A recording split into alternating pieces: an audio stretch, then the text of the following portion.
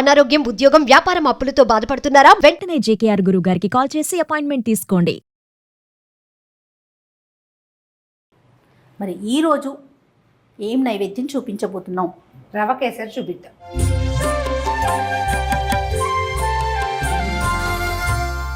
ఇప్పటిదాకా వేటికి కొలతలు చెప్పలేదని చాలా మంది అడుగుతారు.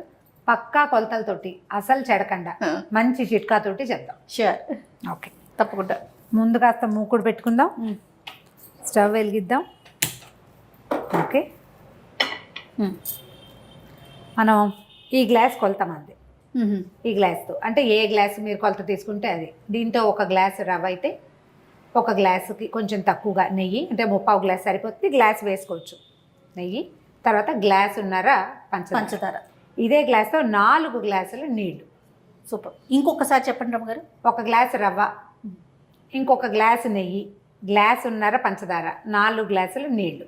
ఓకే ఓకే, జీడిపప్పు అవన్నీ మన చాయిస్, ఎన్ని వేసుకుంటే అన్నీ. ఓకే, గ్లాస్ కొలతతోటి మనం అంటే నేను కొంచెం గ్లాసుకి తక్కువే వేస్తే వేయచ్చు.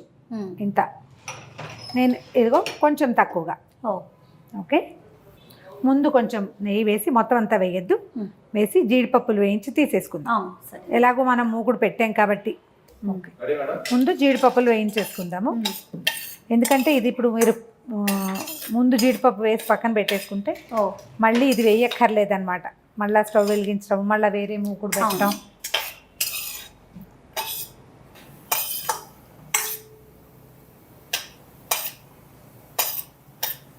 జీడిపప్పు వేగిన వాసన వస్తుంది చూస్తుంది. కొంచెం వేగే వరకే తొందరగా మాడిపోతాయి జీడిపప్పు. ఫుల్ జీడిపప్పులు వేసుకున్నా కూడా బాగానే ఉంటుంది. అవును, ఎవరి అలవాటు ప్రకారం వాళ్ళు. ఓకే, ఇంకా కొంచెం నెయ్యి వేసేసుకుందాము. కొద్దిగా అట్ట పెట్టుకుందాం వెనక్కి. ఇప్పుడు మనం పక్కన తీసి పెట్టినాం కదా 1 కప్పు రవ్వ గ్లాస్తో కొలిసి ఇందులో పోసుకున్నారు. మీకు ఈజీగా ఉంటుందని అందులో పోసాను అంతే. వేయించేసేయండి బాగా. ఎంత బాగా వేగితే రవ కేసరి అంత బాగా వస్తుంది. దీనికి ఏం చేయాలంటే మనం దీంతో పాటుగా మనం నీళ్లు కొలిచి పెట్టుకుంటాం కదా, 1కి 4 అవి కాగబెట్టేసుకోవాలి. వేడి నీళ్లు పోస్తే ఏమవుతుందంటే మనకి రవ్వ ఉండలు గచ్చకాయలు కాకుండా లంప్స్ ఫామ్ అయితే మళ్ళీ ఆ లంప్ని నలుపుతూ ఉండాలి. నలపాలి, వాటి అన్నిటిని పోగొట్టాలి కదా. మనం ఇది వేగేసరికి అవి కాగొస్తాయి. అసలు ముందు కూడా పెట్టేసుకోవచ్చు. జీడిపప్పు వేయించడానికి ముందే నీళ్లు పెట్టుకుంటే మరిగిపోతాయి. ఆ మరిగిన నీళ్లు పోస్తే క్షణంలో మనకి రవ కేసరి తయారైపోతుంది. తర్వాత మోరోవర్ ఏంటంటే ఇందులో లంప్స్ రావడాలు అవి ఉండవు. నేను ఉప్మా కూడా అంతే ఉప్మా కూడా వేడి నీళ్ళు పెట్టుకుంటాను నేను.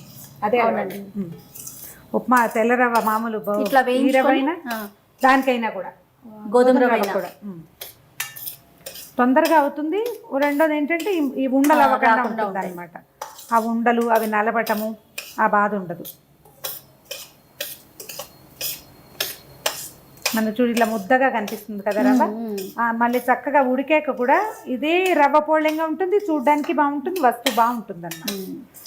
ఫుడ్ కలర్ వేసుకుంటారు జనరల్గా. అవునండి. అయితే నేను ఫుడ్ కలర్ ప్రిఫర్ ఎందుకో సంభవం అంటే ఆరోగ్యమా ఫుడ్ గ్రేడే కదా అని అనిపిస్తుంది, కానీ చాలా తక్కువ. నాకు ఎల్లోగా రెడ్గా అలా ఉంటే ఇష్టం ఉండదు. అందుకని నేనేం చేస్తానంటే కుంకుమ పువ్వుని పాలల్లో నానబెట్టి పెడతాను. ఈ పక్కన పెట్టండి. అవునండి, కుంకుమ పువ్వు మనం ఖరీదు ఎక్కువ కదా, కొద్దిగా కొనుక్కున్నా కూడా అది చాలా రోజులు వస్తుంది. కొంచెం నలకంత వేసుకుంటాం, ఇలాంటి వాటి అప్పుడే కదా వేసేది. ఇప్పుడు ఆ ఫుడ్ గ్రేడ్ కలర్ కొంటాము, ఇంత డబ్బా కొన్నాం అనుకో, ఎన్నిసార్లు వేస్తాం మనం? దానికి వేసేది కూడా ఒక చిటికెడు. అది నిలవ పెట్టాలి. మళ్ళీ ఇంకో నెల పోయాక మనం రవ కేసరి చేస్తే నెలకు ఒక్కసారి వాడే వస్తువు అది 2 ఏళ్ళు 3 ఏళ్ళు ఉంటుంది, పాత పడిపోతుంది. ఏమిటో ఇష్టం అయినా కూడా ఎందుకు కలర్ అనేసరికి అది మంచిది కాదేమో అలాంటి ఆలోచన వచ్చేస్తుంది. కొద్దిగా నాకు ఇష్టం, నేను వాడిని. అంటే బయట తినకుండా ఉండడం, ఏదో ప్రసాదం అనేది పెడతారు అనుకో తినేస్తాం, కానీ మనం ఇంట్లో చేసుకునే వరకైనా అవాయిడ్ చేసుకుంటే బెటర్ కదా. అదే అందంగా కనపడుతుంది ఎల్లోగా. అవునవును, దాని మొహం అందంగా ఉంటుంది కాబట్టి మనకు అట్లా ఆసక్తి. ఎవరి ఇంట్రెస్ట్ వాళ్ళది. నాకు బేసిక్గా కలర్ ఇంట్రెస్ట్ తక్కువ. మా కజిన్ సిస్టర్ ఒక ఆవిడ బీట్రూట్ రసం వేస్తారు, బాగుంటుంది, పింక్గా వస్తుందని చెప్పారు. నేను ట్రై చేయలేదు ఎప్పుడు. కాదనమ్మ గారు ఇది గోల్డ్ షేడ్ వచ్చే వరకు వేయించుకోవాలి. చేయించుకోవాలా? కొంచెం వేయించుకోవాలి. ముదురు రంగు వచ్చేదాకా వేపుకుంటే వాసన బాగుండాలి. అప్పుడు మనకి ఇది విరిబడి వస్తుంది అనమాట. ఇది పెద్ద పాత్ర ఎందుకు పెట్టుకున్నాం అంటే నీళ్ళు పోసుకోవడానికి వీలుగా. చిన్న గ్లాస్ దానికి ఇంత మూకుడు అక్కర్లేదు. మనం మొత్తం అంతా ఇంట్లో చేస్తాం కదా, మళ్ళీ పంచదార వేస్తాము. అవును. ఒకవేళ మనం మామూలు రోజుల్లో చేసుకున్నాం అనుకో, ఇది అంటే మెయిన్ ఐటెంగా చేసుకోం కదా. అవునండి. అప్పుడు కూడా ఈ గ్లాస్ నెయ్యి వేయకపోయినా హాఫ్ గ్లాస్ నెయ్యి వేసుకున్నా కూడా బాగానే ఉంటుంది. ఎక్కువ నెయ్యిగా ఇష్టం లేకపోయినా అదేలేండి కొంచెం తక్కువ నెయ్యి తగ్గించుకోవచ్చు. ప్రసాదంగా చేసేటప్పుడు మనం కొంచెం ధారాళంగా వేస్తే ఎక్కువ టేస్టీగా ఉంటుంది. తలా ఒక స్పూనే అంతే కదా.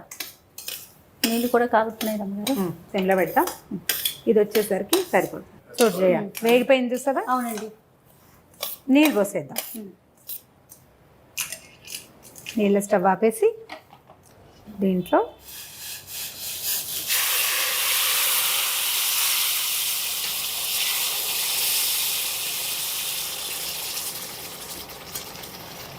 పెద్ద గిన్నె ఎందుకు పెట్టాను అని అడిగావా నువ్వు? కరెక్ట్గా సరిపోతుంది, అంటే చక్కగా ఉడకటానికి చక్కగా ఉంటుంది. అంటే మనం ఈ నీళ్ళు పోసేటప్పుడు కొంచెం చికాకు లేకుండా చుట్టూతా పడిపోకుండా నేతులు వేయించామా అదంతా స్పిల్ అయిపోతుంది. ఈ గిన్నెతో ఇంకా మనకు పని లేదు. ఈ మొత్తం నీరంతా ఇది పీల్చేస్తుంది. ఇప్పుడు ఇంత పలచగా ఉందా, చక్కగా దగ్గరకు వచ్చేస్తుంది. మనం పంచదార వేసాక మళ్ళీ కొంచెం పలచగా అవుతుంది. నెయ్యి కూడా కనిపిస్తుంది. క్వాంటిటీ అలాగే పెరుగుతుంది. అవును, రవ్వ కొంచెమే కదా అనుకుంటాం, గ్లాసుడే అనుకుంటాం. దీంట్లో చూడండి నీళ్లు పోస్తున్నాం, పంచదార వేస్తున్నాం, సగానికి పైన కొద్దిగా స్పిల్ అవుతుంది. దీని మీదకి కరెక్ట్గా సరిపడే మూత పెట్టినా కూడా చేతుల మీద పడకుండా ఉడికిపోతుంది. ఇదే మనం ఉప్మా పూరీ చేసుకోవాలనుకో, హల్వాతో పూరీ, అప్పుడు 1కి 2 వేస్తారు. ఇంత నెయ్యి వేయము. హల్వా పూరీ చేసేటప్పుడు నెయ్యి చాలా తక్కువ, ఉరికే కొంచెం నెయ్యి వేసి రవ్వ వేయించేసుకుని 1కి 2 పంచదార 1కి 1.5 వేస్తారు, కానీ నీళ్ళు మాత్రం 2 వేస్తారనమాట. అప్పుడు మనకు అది కొంచెం గట్టిగా ఉండలా రావాలి కదా. ఇది కొంచెం లూజ్గా వచ్చి మనకి అనుకొనుగ్గా వస్తుంది అనమాట. ఇందాకటి మొహం చూడు, ఇప్పుడు మొహం చూడు, చక్కగా తీసుకుంది వాటర్ అంతా. తీసుకుంటుంది. 2, 3, 4 విధానాలు ఎవరి అలవాటుని బట్టి వాళ్ళు. నేను 4 పోస్తాను. లాస్ట్ టైం మనం చేసినప్పుడు కూడా నేను అలాగే చెప్పాను కదా. మొత్తం తీసేసుకుంది కదా. దగ్గరకు వచ్చేసాక ఇప్పుడు పంచదార వేసేసుకోవాలి మనం. రవ్వ శాంతం ఉడికిపోయింది చూడు, నీకు టెక్స్చర్ ఎంత బాగా కనిపిస్తుంది, క్లియర్గా తెలుస్తుంది. మొత్తం రవ్వ ఉడికిపోయింది, వేగింది, ఉడికింది కూడా. ఇప్పుడు మనం 1కి 1.5 పెట్టుకున్నాం. ఇదే గ్లాసు మనం ఏ గ్లాస్తో పెట్టుకున్నామో అదే గ్లాస్ పంచదార. నెయ్యి, రవ్వ, నీళ్లు అన్నీ ఒకే దీంతో ఒకే పాత్రతోటి 1:1:1:1.5. మళ్ళీ కొంచెం పలచగా అవుతుంది రమ్మగారు. అవుతుంది మరి, పంచదార వేసాం కదా. పంచదార వేసేసరికి పలచబడుతుంది, పలచగా అవుతుంది.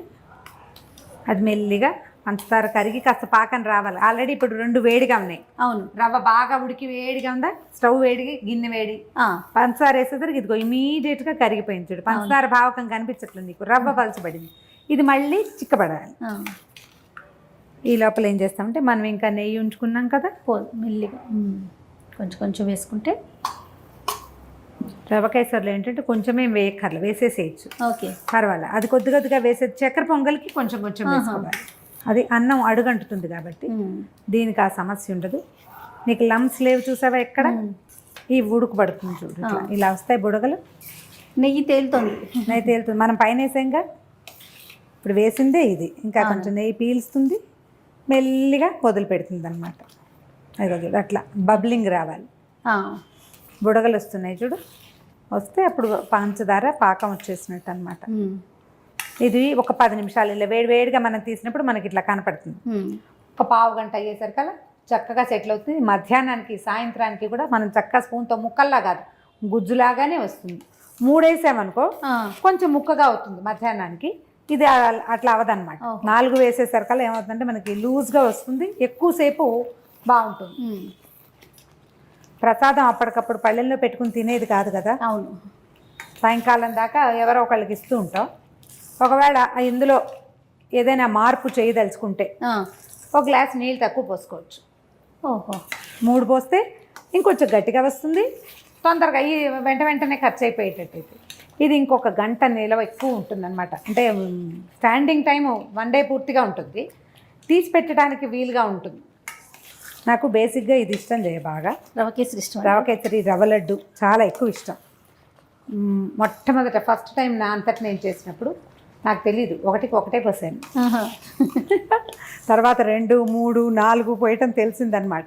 అలా పెంచుకుంటూ వెళ్ళాను. ఎందుకంటే నేను వంట నా సొంతంగా నేర్చుకున్న వంటే కదా. అదే నేను మా ఇంట్లో చిన్నపిల్లను కదా, ఇంట్లో వండింది ఏం లేదు. ఏవో కొన్ని పదార్థాలు చేతొచ్చు అంతే తప్ప ఇవన్నీ నేను తర్వాత నేర్చుకున్నాను. నా అవసరాన్ని బట్టి నేర్చుకునేవే అనమాట. వేసేస్తున్నాను. ఈ బబ్బులు వస్తుంది చూసావా, ఇది పూర్తి ఉడుకు. ఇలా వస్తే మనకి పాకం దగ్గరకు వచ్చేసింది, పూర్తిగా ఉడికేసినట్లుగా. దీన్ని వెంటనే పోర్ చేయకూడదు. ఒక 5 నిమిషాలు టైం ఇచ్చి అప్పుడు మనం వేరే పాత్రలోకి మార్చుకోవాలి. వేడికి చక్కగా సెటిల్ అయ్యి నెయ్యి అంతా బాగా ఇదై వస్తుంది బయటికి. అంచులకి అంటుకోకుండా వచ్చేస్తుంది. మనకు నెయ్యి బయటకు వచ్చేసరికి ఇంకా ఉడుకు ఉంది కాబట్టి అంటుకుంటాం. అది అయిపోతే వచ్చేస్తుంది. ఇది చూడు, హోల్స్ లాగా వచ్చి నెయ్యి పైకి వస్తుంది చూసావా, అది వచ్చాక ఆపేసుకోవచ్చు. మొదట బుడగలు వస్తున్నాయా, ఇప్పుడు బుడగల నుంచి నెయ్యి చూడు ఎట్లా పైకి వస్తుంది. ఇంకొక నిమిషం ఉంచి తీసేసేయచ్చు. మనం ఏం చేద్దామంటే ఈ లోపల మన జీడిపప్పుని ఎత్తి దీని మీద వేసేద్దాం. మెల్లిగా సెటిల్ అవుతాయి అవే. తర్వాత ఏమో ఇలాచి పొడి పెట్టాం. మన దగ్గర మనం ఏం చేసాము, కుంకుమ పువ్వుని పాలల్లో వేసి పెట్టాం కదా. ఒకవేళ కుంకుమ పువ్వు లేదనుకున్నా ఏం పర్వాలేదు, తెల్లగా ఉంటుంది, మంచిదే. ఒకవేళ మీకు రంగే కావాలనుకుంటే ఫుడ్ కలర్ ఎవరి చాయిస్ ప్రకారం వాళ్ళు చేయొచ్చు. మీకు ఇంకో టిప్ నేనేం చెప్పానంటే, బీట్రూట్ జ్యూస్ ఒక 2 స్పూన్ల జ్యూస్ తీసి చిక్కటిది అండ్ కోరేసి దాన్ని పిండేసామనుకో కరెక్ట్గా జ్యూస్ వస్తుందా, ఆ జ్యూస్ వేసుకోవచ్చు. పింక్ షేడ్లో వస్తుందట, హెల్దీయే కదా, అంతే, న్యాచురల్ థింగ్ కదా, కలర్స్ కన్నా మంచిదే కదండి. ఆపేద్దాం స్టవ్. అయిపోయింది చూడు, మన నెయ్యి అంతా వచ్చేసింది పైకి. స్టవ్ ఆపేసాము. ఇప్పుడు ఇలాచి వేస్తారా? ఏలకుల పొడి మామూలుగా తొక్కుతో సహా వేయొద్దమ్మా, ఎందుకంటే ఇది ప్రసాదం కదా. నా నియమాన్ని నేను చెప్తున్నాను, ప్రసాదంగా తిన్నటువంటి పదార్థంలో నుంచి ఉమ్మేయకూడదు. మనం ఇప్పుడు ఏలక తొక్కలు అందరూ మింగేయరు, ఉమ్మేస్తారు, అలా చెయ్యొద్దు. ఓకే, అయిపోయింది, ఆపేసాం కదా. ఇప్పుడు పాలల్లో కలిపిన కుంకుమ పువ్వు వేసేద్దాం. ఈ స్టాండ్స్ కూడా వేసేయచ్చు. ఇంకా కాసేపటికి ఇంకా కొంచెం కలర్ వస్తుంది, చిన్న ఎల్లో కలర్ వచ్చింది చూడండి. ఆ కుంకుమ పువ్వు రేఖలు కనపడుతూ ఉంటే అందంగా ఉంటుంది. అమ్మవారికి కుంకుమ పువ్వు వేసిన నివేదన ఇష్టమని చెప్తారు, చాలా దేవాలయాల్లో వేస్తారు కూడా. కాబట్టి వేయండి ఒకవేళ కుదిరితే కనుక. కొంచెం ఖరీదు ఎక్కువ, కాస్త జాగ్రత్తగా వాడుకుంటే సరిపోతుంది. కలర్ మారిపోయింది చూడు, మనం ఇంచుమించుగా ఫుడ్ కలర్ వేసిన సౌందర్యమే వచ్చేసింది దీనికి. రమ్మగారు బౌల్లో పెట్టుకుందామా అమ్మవారికి? అయిపోయింది కదా, పెట్టేద్దాం. చూడు, నేను కావాల్సిన బ్యూటిఫుల్ ఎల్లో కలర్ వచ్చింది చూసావా, చక్కగా బంగారు వర్ణం అంటారు చూస్తుంది, అట్లా వచ్చింది.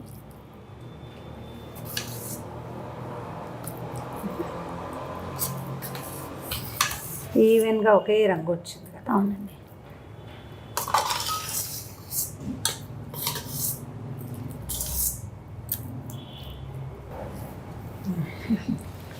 ఇదిగో ఈ రవ కేసరి రెడీ.